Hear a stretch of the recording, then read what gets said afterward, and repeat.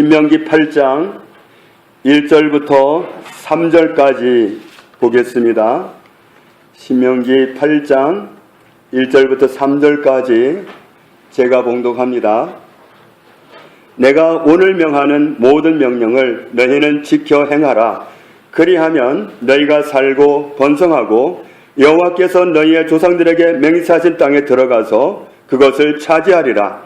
내 하나님 여호와께서 이 40년 동안에 내게 광야길을 걷게 하신 것을 기억하라.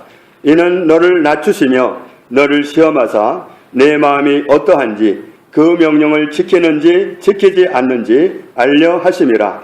너를 낮추시며 너를 줄이게 하시며 또 너도 알지 못하며 내 조상들도 알지 못하던 만나를 내게 먹이신 것은 사람이 떡으로만 사는 것이 아니요 여호와의 입에서 나오는 모든 말씀으로 사는 줄을 네가 알게 하려 하심이니라. 아멘. 오늘 말씀에 하나님께서 오늘 우리에게 명령하시는 모든 명령을 지켜 행하라. 그러면 살게 되고 번성하게 되고 하나님께서 조상적부터 예비하신 그 땅에 들어가서 차지하게 되리라, 누리게 되리라고 말씀하십니다. 2절에 보면 하나님 여호와께서 40년 동안 광야길을 걷게 하신 것을 기억하라 그랬습니다. 광야길을 걷게 하신 것을 기억하라. 1978년 3월 어느 날 세문안교회에서 청소년 부흥회가 있었습니다. 거기에 제가 있었는데 그때 하나님이 저를 부르셨습니다. 그래서 하나님이 부르실 때 저는 거절했습니다. 제가 가진 꿈이 어려운 꿈이긴 해도 그래도 그보단 나을 것 같아서 거절을 했습니다. 하나님이 계속 호출을 하시는데 끝까지 앉아서 버텼습니다.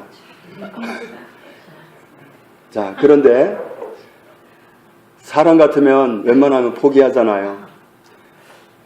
직장으로 돌아왔는데 한 달 내내 말씀하시는 거예요.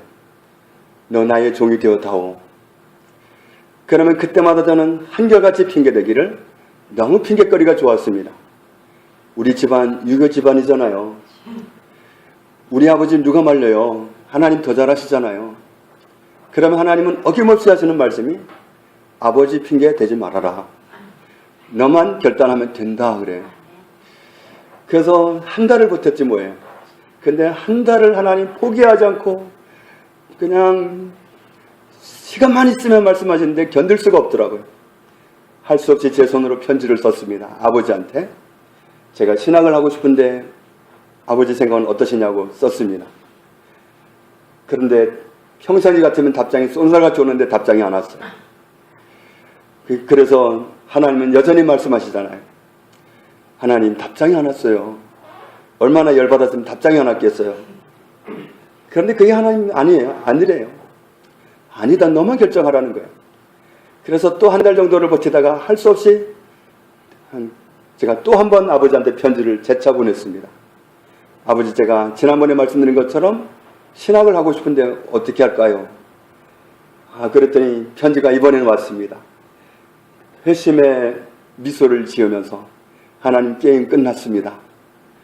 여기에 뭐라고 써져 있는지 저는 너무 잘 압니다. 안 읽어봐도 압니다. 그럴 거면 내려와라.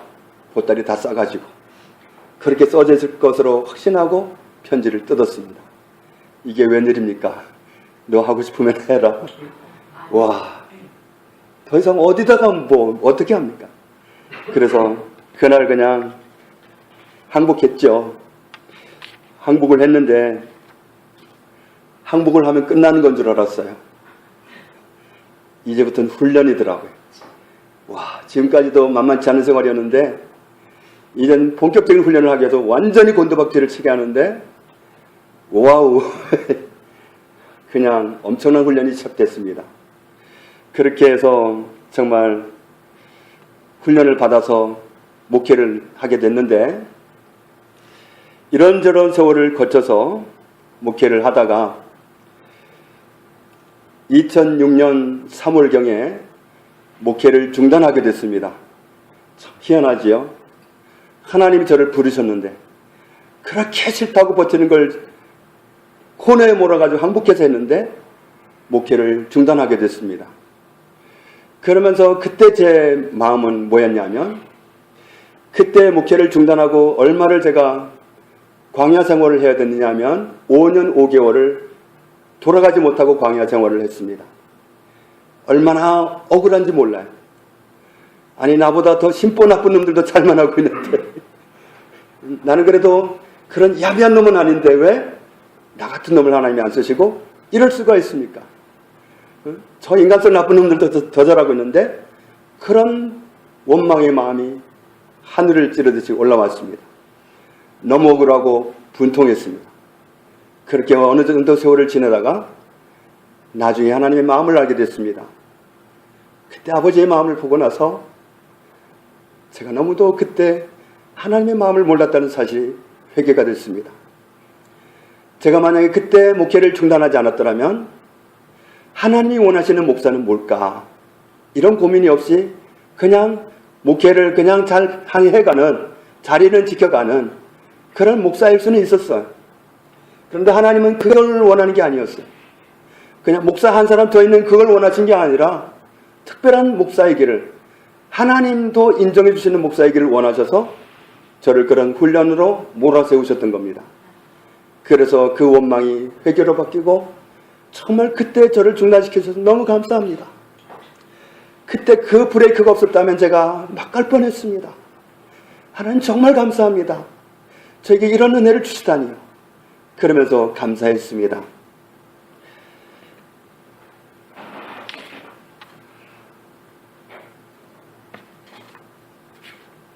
이스라엘 백성들이 40년 광야 생활을 했습니다. 이스라엘 백성들이 생각하기에는 너무나도 깝깝하고 쓰잘데기 없는 세월을 보내는 것 같았습니다. 이스라엘 백성들은 그래서 그런 여건이 갖추어질 때마다 분노를 터뜨렸습니다. 원망하고 모세를 죽이겠다고 그러고 그렇게 덤벼들었습니다. 역시 어느 누구한테나 광야는 쉽지 않습니다. 그런데 우리가 때로 광야를 원하지 않지만 광야에 내몰리는 경우가 있습니다. 우리 보기에는 광야 생활이 쓸데없어 보이지만, 그러나 오늘 본문에 보면 하나님께서 우리를 광야에 두시는 이유가 있다는 사실을 알게 해줍니다. 오늘 말씀에 보면 2절 말씀에 네 하나님 여호와께서 이 40년 동안에 너에게 광야길을 걷게 하신 것을 기억하라. 하나님이 광야길을 걷게 하셨다는 말씀이에요.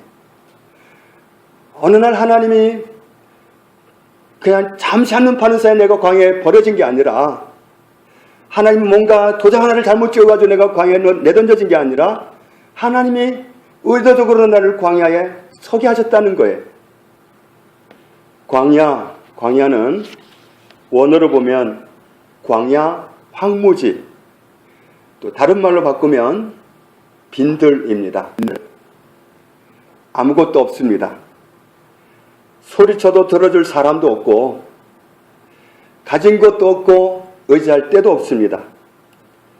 거기서 소리쳐봐야 들려오는 건 내 목소리가 되돌아오는 메아리뿐입니다. 정말 난처한 것은 기도도 잘 응답이 안 됩니다. 그 광야에서는. 그래서 어떤 생각까지 드냐 하면, 기도하는 게 소용이 있나? 기도할 필요가 있을까? 그런 소리가 내 안에서 올라옵니다. 그런데 그 광야 생활을 누가 계획한 거죠? 하나님께서 광야 길을 걷게 하신 것을 기억하라. 네 하나님 여호와께서 이 40년 동안에 내게 광야 길을 걷게 하신 것을 기억하라. 하나님은 광야에서 사람을 만드십니다. 그건 하나님의 놀라운 방법입니다. 하나님은 욥이라는 사람을 자랑하셨는데, 하나님은 그런 자랑스러운 사람을 광야에서 만드십니다. 세례 요한을 보면, 세례 요한은 누가복음 1장 5절에 보면 제사장 사가랴 그리고 엄마는 엘리사벳 이런 사이에서 태어난 사람인데 누가복음 1장 39절에 보면 그 집이 어디에 있었느냐면 산골에 있었습니다. 산골입니다. 산골. 자, 그런데 누가복음 1장 80절에 보면 그 산골을 다르게 뭐라고 표현했느냐면 세례 요한이 빈들에서 계속 성장했다. 빈들에서 계속 성장했다. 그 산골을 빈들로 표현하는 겁니다. 아무것도 없는 곳이었습니다. 그런 데서 성장했습니다. 그런데 놀라운 일은 누가복음 3장 2절에 보면 빈들에 머물러 있는 세례 요한에게 하나님의 말씀이 임합니다. 뜻밖입니다. 하나님의 말씀이 예루살렘 성전에 임하시면 좋겠거니와 뜻밖에도 하나님의 말씀은 그 빈들에 아무것도 없는 빈들 세례 요한에게 임합니다. 그가 하나님의 음성을 들을 수 있는 귀를 가지고 있었기 때문입니다. 하나님은 빈들에서 사람을 만드십니다. 갈라디아서 1장을 보면 바울은 다메섹에서 예수 그리스도를 만나고 나서 어디로 갔다 그랬죠? 그는 제자들을 만나기 위해서 예루살렘으로 가지 않고 아라비아로 갔다가 다시 다메섹으로 돌아왔다고. 예수 그리스도를 만났던 그 경험이 있는 그 지난 장소로 돌아갔다고. 그가 간 곳은 아라비아 광야였습니다. 하나님은 광야에서 사람을 만드십니다. 그렇게 세례 요한이 광야에서 훈련된 결과로 우리를 구원하러 오시는 예수님의 앞길을 닦아놓는 예비하는 역할로 크게 쓰임받았습니다. 그런데 광야에서 하나님이 사람을 어떻게 만드시는가? 어떻게 사람을 하나님의 사람으로 변화시키는가? 2절 중간 부분을 보면 이는 같이 읽습니다. 너를 낮추시며 너를 시험하사 내 마음이 어떠한지 그 명령을 지키는지 지키지 않는지 알려 하심이라. 아멘. 광야라는 환경을 통해서 하나님은 우리를 낮추시고 낮추시고 낮추십니다. 정말 광야 비참합니다. 솔직하게 말하면 비참합니다. 정말 가야 될 도리가 있는 그런 곳에 못 갑니다. 정말 인간적인 도리를 할 수가 없어요. 형편이 안 따라주기 때문에. 정말 낮추고 낮추고 낮추어서 자존심이라고 내세울 게 아무것도 없도록 낮추시고 낮추시고 낮추십니다. 그리고 시험하시고 시험하시고 시험하신다 그랬습니다. 시험하시고 시험하시고 시험하시고 하나님 자꾸 시험을 보십니다. 됐나 안 됐나를 자꾸 보신다는 겁니다. 정말 그 계단 올라가는 과정을 어떤 분들 여기에서도 몇 분 계시는데 그 통과했다는 걸 시험 보는 꿈으로 보시는 분도 있다고 그랬어요. 그게 정말 시험 보려고 애를 썼는데 못 봤다. 그러면 아직 시험을 더 잘 봐야 되는 겁니다. 근데 어느 날 시험을 잘 보게 됩니다. 그런 식으로 하냐면 자꾸 보십니다. 시험을 보셔요. 어느 날 정말 쾌감이 옵니다. 이야, 난 됐다. 드디어 내가 저 성질 낼 만한 곳에서 성질 안 냈다. 이야, 난 됐어. 그러면 시험을 보십니다. 그 시험에서 보기 좋게 낙방합니다. 죄송합니다. 제 힘으로 안 됩니다. 또 시험 봅니다. 하여튼 내가 됐다 그러면 시험 봐보면 아니야. 은혜입니다. 모든 것이 은혜입니다. 결국 모든 것이 은혜입니다가 되는 거지. 야, 나 됐어. 그러면 시험 바로 봅니다. 역시 아니에요.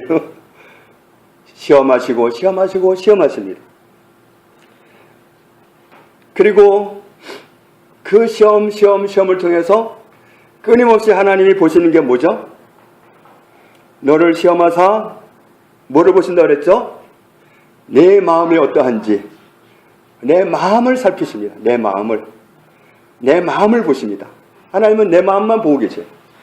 하나님은 내 마음만 뚫어지게 보고 계세요.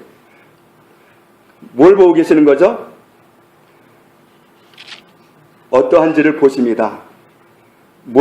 어떠한지를? 예, 하나님 명령을 지키는지 안 지키는지, 하나님 명령을 지키는지 안 지키는지, 하나님 말씀을 붙잡는지 안 붙잡는지 그거 보십니다. 하나님 말씀을 붙잡는지 안 붙잡는지 그거 보세요. 그래서 정말 이런 하나님의 의도를 하는 게 너무도 중요합니다. 하나님의 계명, 하나님의 명령, 하나님의 말씀을 붙잡는 사람이 될 때까지 계속 당금질을 하시는 거예요. 대장장이가 쇠붙이를 불에도 넣었다가 물에도 넣었다가 두들기고 또 넣었다가 또 넣었다가 계속 단련을 해가지고 마음에 들면 그때 통과를 시킵니다. 하나님 우리를 그렇게 시험하셔서 어디 내놔도 괜찮아, 그런 자랑거리가 되실 때 하나님은 통과시키십니다. 그래서 아무리 환경이 나를 우겨싸도 말씀 붙잡고 서 있는 사람이 되는 것을 보기를 원하십니다. 그러니까 여기 말씀을 잘 보십시오. 우리는 아무것도 없고 할 수 있는 것도 없는 그런 광야에서 지내는 게 정말 쓰잘데기 없는 세월을 보내는 것 같아요. 그래서 정말 때로는 우리 혼자 열받아가지고 이게 뭐냐고, 왜 쓸데없이 시간 까먹게 하냐고 막 그렇지만 그렇지 않습니다. 그런 시절에 우리는 기도를 해도 뭘 기도하죠? 광야에서 뭘 기도하면 되겠어요? 우리는 기도하기를 환경을 기도합니다. 환경 바꿔주세요. 이거 하나님 있는 사람 이거 살겠어요? 저 하나님의 딸이잖아요. 이게 뭐예요 도대체 체면도 안 서게. 믿는 사람이 이래가지고 되겠어요? 하나님 자존심도 없으세요? 막 설득해가지고 환경 바꿔달라고. 우리는 환경에 관심 있어요. 하나님 이게 뭐예요 이게. 빨리 환경 바꿔주셔야죠. 우리는 환경 바꿔달라고 얼마나 때를 쓰고 기도하는지 몰라. 그러다가 지칩니다. 왜냐하면 응답이 안 되거든. 하나님은 딴 거 보고 계시는데, 하나님 내 마음 보고 계시는데, 내 마음이 하나님 말씀을 붙잡는지 안 붙잡는지 그거 보고 계시는데, 나는 환경 보고 바꿔달란 말이에요. 아무리 해도 하나님이 보시는 걸 보고 내가 그래도 들어가는 게 낫지, 하나님 보지도 않는 환경 붙잡고서 빨리 바꿔달라고, 빨리 이거 지나가게 달라고 아무리 때를 써본들 응답이 없습니다. 그러니까 응답이 안 돼요. 이 환경 바꿔달라고 기도하면 광야에서는 기도 응답이 안 됩니다. 하나님은 내 마음 보고 계시거든. 바꿔 말하면 나는 환경 바꿔달라고 기도하고 있는 거고, 하나님은 내 마음 바뀌기를 기다리고 있는 거예요. 하나님 내 마음 바꾸려고 하시는 거예요. 환경이 어떠하든지 네가 하나님 말씀 붙잡고 살아갈 수 있느냐, 세상이 뭐라고 하든지 거기에 마음 안 상하고 하나님 말씀에만 목숨 걸고 갈 수 있느냐, 그거 보시려고 하나님은 뚜렷하게 내 마음을 살피시는 거예요. 그러니 동문서답하는 거죠. 하나님 내 마음 바뀌기를 기대하고 계시고 내 마음 바뀌는 것만 보고 계시는데, 나는 환경에 꽂혀가지고 환경 바꿔달라고 아무리 해도 응답이 안 돼. 그러면 우리는 기도하다 지쳐가지고 하나님이 기도를 안 응답하신다. 왜 이러십니까 도대체? 뭡니까 도대체? 그렇게 되는 겁니다. 그러니까 제대로 응답을 받으려면 나를 그 광야에 두신 하나님의 목적이 이루어져야 돼. 내가 스스로 광야로 뛰쳐나간 게 아니라 하나님이 나를 광야에 두셨기 때문에 하나님이 나를 광야에 두신 그 목적이 달성되어야 돼. 그래서 실제로 2절 끝부분에 그 명령을 지키는지 지키지 않는지 알려하심이라 그랬잖아요. 알려하심이라 그랬는데, 여기서 하심이라는 말이 원어로 보면 원래는 목적, 의도, 의향, 의지 이겁니다. 그게 하나님의 목적이다 이거예요. 하나님의 목적이 이루어져야 돼요. 하나님의 목적이 이루어지는 그 길로 빨리 항복하고 가면, 그러면 같이 가는 거고, 그렇지 않으면 환경이 계속 덮쳐요. 그놈의 환경 바뀌지도 않으면서 계속 괴롭혀요. 그러니까 하나님 환경 바꾸는데 관심이 없어요. 하나님 내 마음이 바뀌면 환경 다스리는 사람으로 살아가게 하셔요. 그러니까 우리가 하나님께 포커스를 맞춘 게 빨라요. 그래서 우리는 하나님이 왜 나를 광야에 두셨느냐, 그 목적으로 빨리 가는 게 빨라요. 저도 여기에 눈 뜬데 얼마나 세월을 정말 쓰잘데기 없이 보낸다고 생각했겠어요. 얼마나 많은 세월을 닳고 그렇게 오면서 오랜 값을 지불하고 터득한 거예요. 알고 보니까 하나님의 의도를, 하나님의 목적을 알아채는 거예요.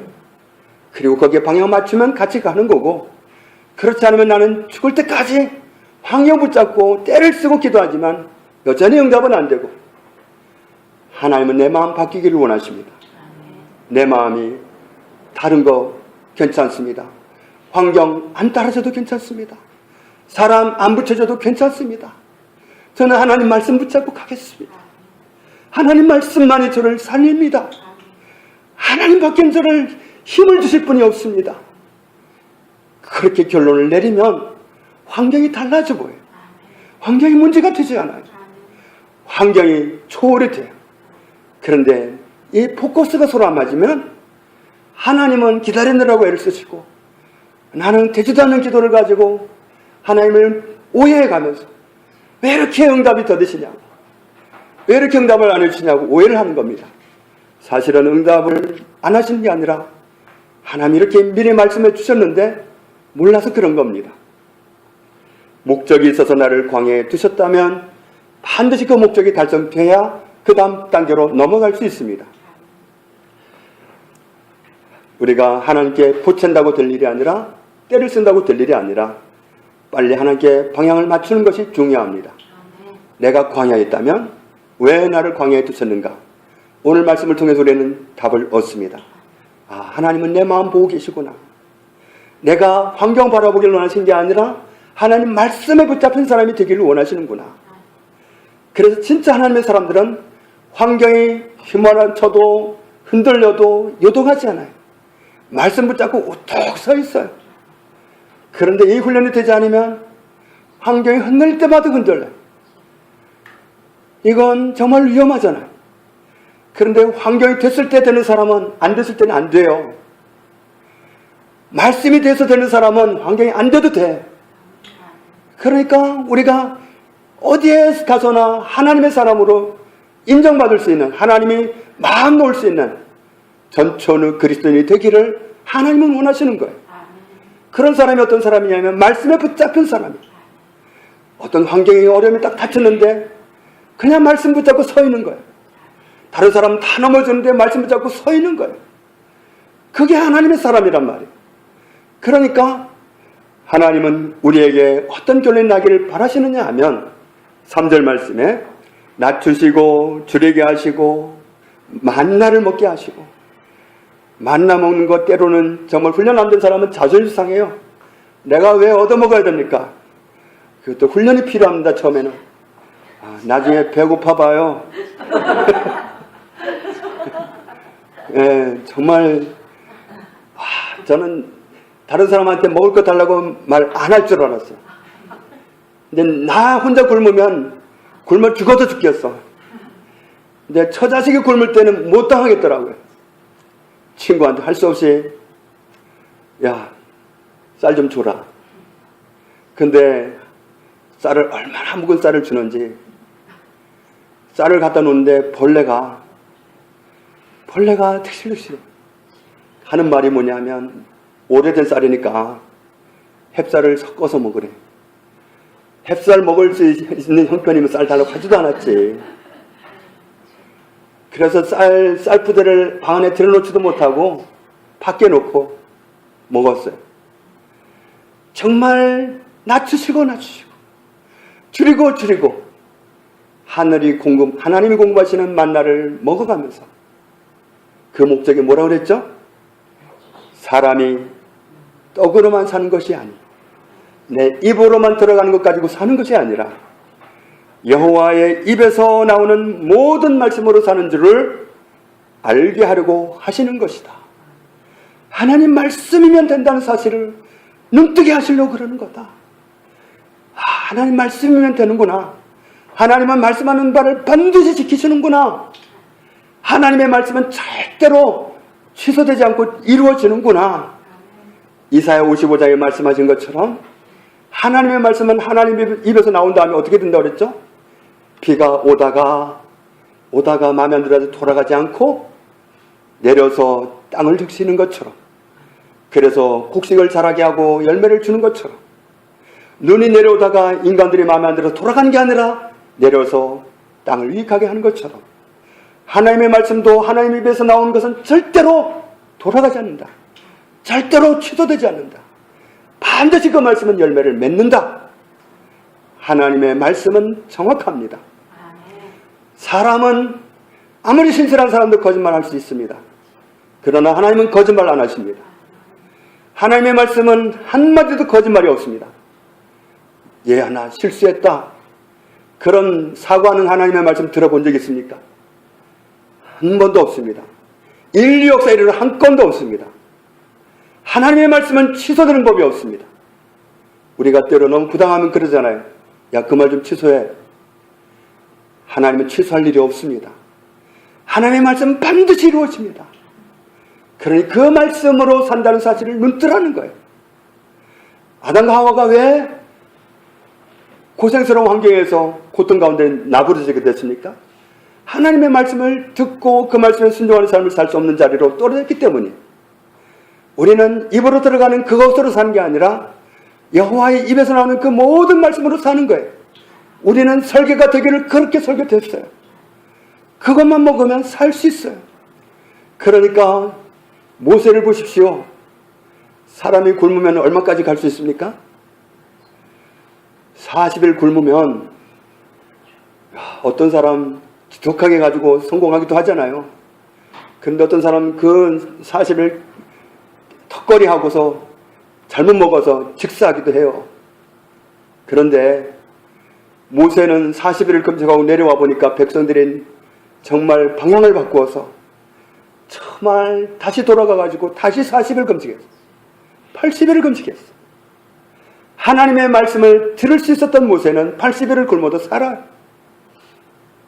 하나님의 말씀을 들으니까 산단 말이에요. 하나님의 말씀을 못 듣는 곳에서 죽는 거예요. 우리는 지어지기를 그렇게 살도록 지어졌어요.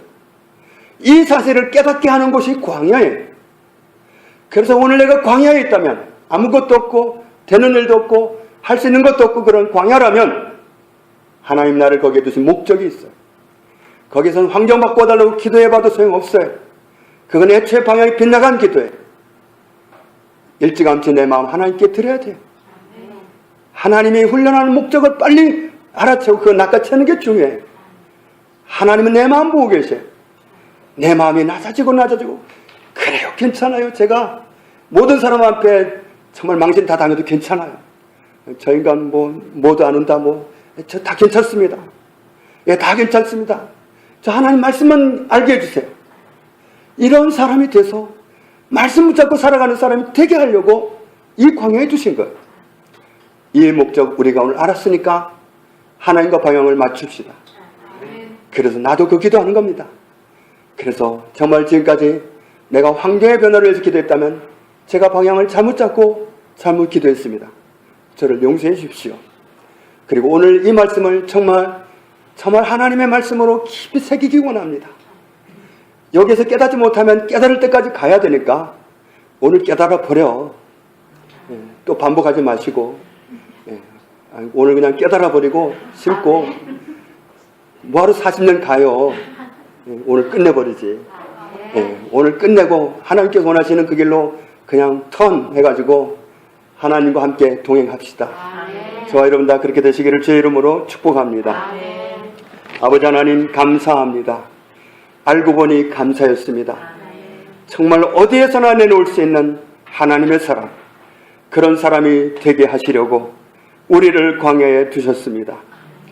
하나님의 진정한 사람은 하나님 말씀에 붙잡힌 사람, 하나님 말씀 때문에 살아가는 사람임을 알게 해주시니 감사합니다. 이런 사람 만드시려고 광야에 두셨는데 나는 그것도 모르고 환경 붙잡고 환경의 변화를 위해서 기도했던 것 용서해 주십시오. 이제부터는 하나님과 방향을 맞추어서 하나님이 원하시는 기도로 나아가기 원합니다. 이 밤에 우리 모두에게 진정으로 깨닫는 시간이 되게 하시고 광야 생활을 오늘 끝내게 하여 주시고 가나안으로 접어들게 하여 주옵소서. 예수님의 이름으로 기도합니다. 아멘.